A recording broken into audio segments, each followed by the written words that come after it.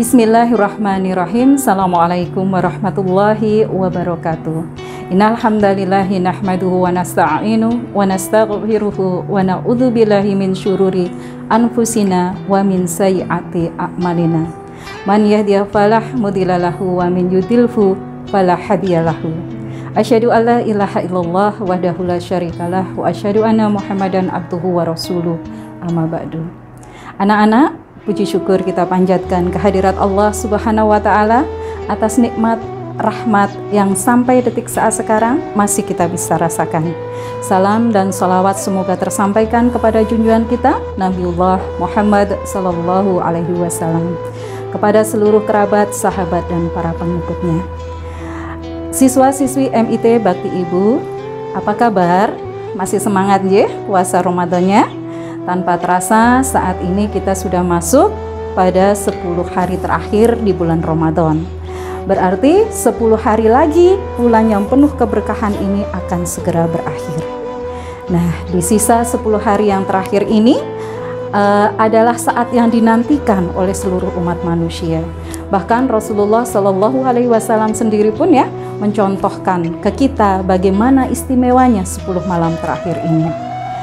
Rasulullah dalam hadisnya ya meriwayatkan dari Aisyah radhiyallahu an bahwasanya dahulu Nabi Shallallahu Alaihi Wasallam apabila telah masuk 10 hari terakhir, beliau mengencangkan ikat pinggangnya, menghidupkan malam-malamnya dan membangunkan keluarganya. Hadis ini diriwayatkan oleh Bukhari Muslim.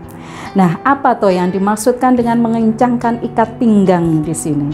Nah, yang dimaksudkan adalah di 10 malam terakhir ini Rasulullah dengan sangat bersungguh-sungguh mempersiapkan dirinya ya untuk menyambut 10 malam terakhir ini. Menyisihkan seluruh kenikmatan dan hanya bermunajat kepada Allah. Nah, kemudian selaku umatnya Muhammad muncul sebuah pertanyaan buat kita ya, mengapa 10 malam terakhir itu begitu istimewanya? Nah, Rasulullah dalam hadisnya menyampaikan, carilah Lailatul Qadar pada tanggal ganjil di 10 malam terakhir di bulan Ramadan. Ini diriwayatkan oleh hadis riwayat Bukhari. Nah, anak-anak melihat begitu istimewanya 10 malam tersisa ya di bulan Ramadan ini, mari kita lihat apa itu keistimewaan malam Lailatul Qadar. Yang pertama, lebih baik dari amalan 1000 bulan. Nah, amalan-amalan yang dilakukan pada malam Lailatul Qadar ini lebih baik ya pahalanya apabila kita mendapatkannya dibandingkan dengan amalan-amalan yang dilakukan dalam 1000 bulan atau 83 tahun lebih 4 bulan. Nah, dalam Quran surat Al-Qadar ayat 3 juga disampaikan di sini, malam kemuliaan itu lebih baik daripada 1000 bulan. Nah, kemudian keistimewaan yang kedua yaitu malam penuh berkah.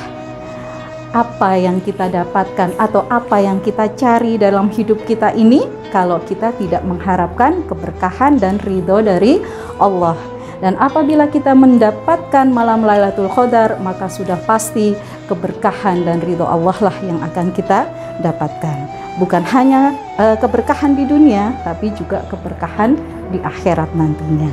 Dalam Quran surat Al-Dukhan ayat 3 dijelaskan di sini, kami menurunkan pada suatu malam yang diberkahi, dan sesungguhnya kamilah yang memberikan peringatan.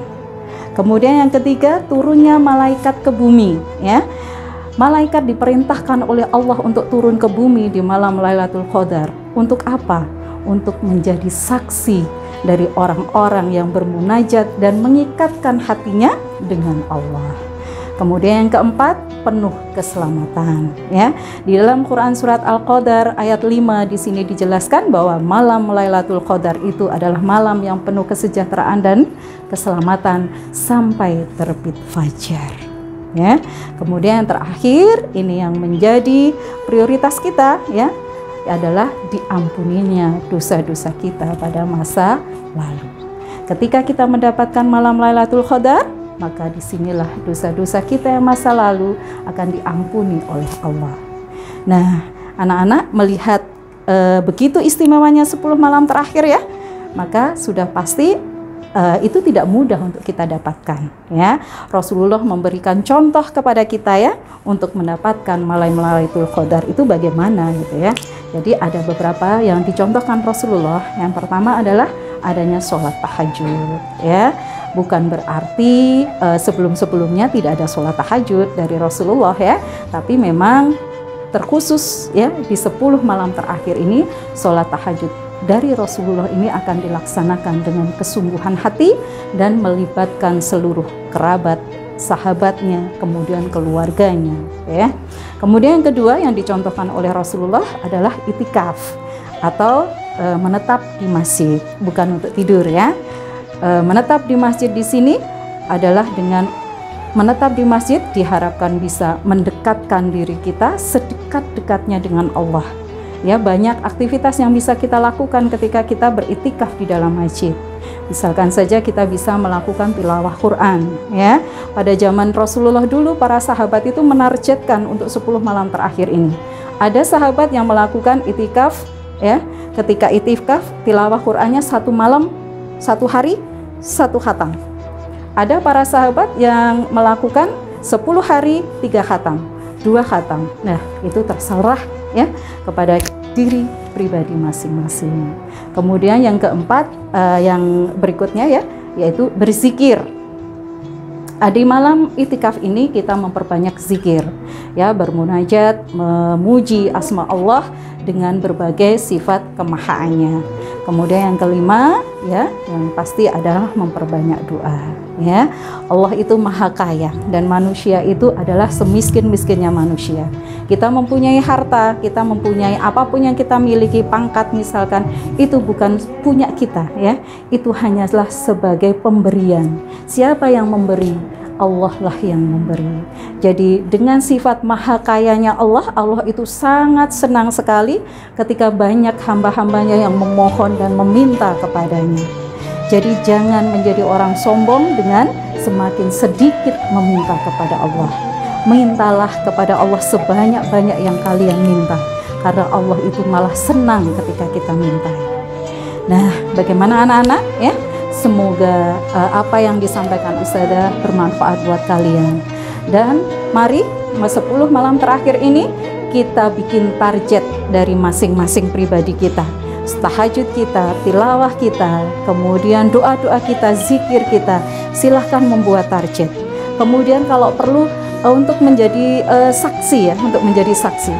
Target-target itu silahkan kalian kirimkan ke wali kelas kalian.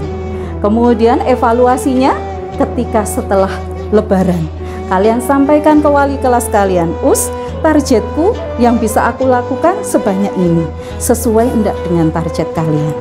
Siap anak-anak MIT Bakti Ibu? Ya, sudah Muji akhiri. Assalamualaikum warahmatullahi wabarakatuh.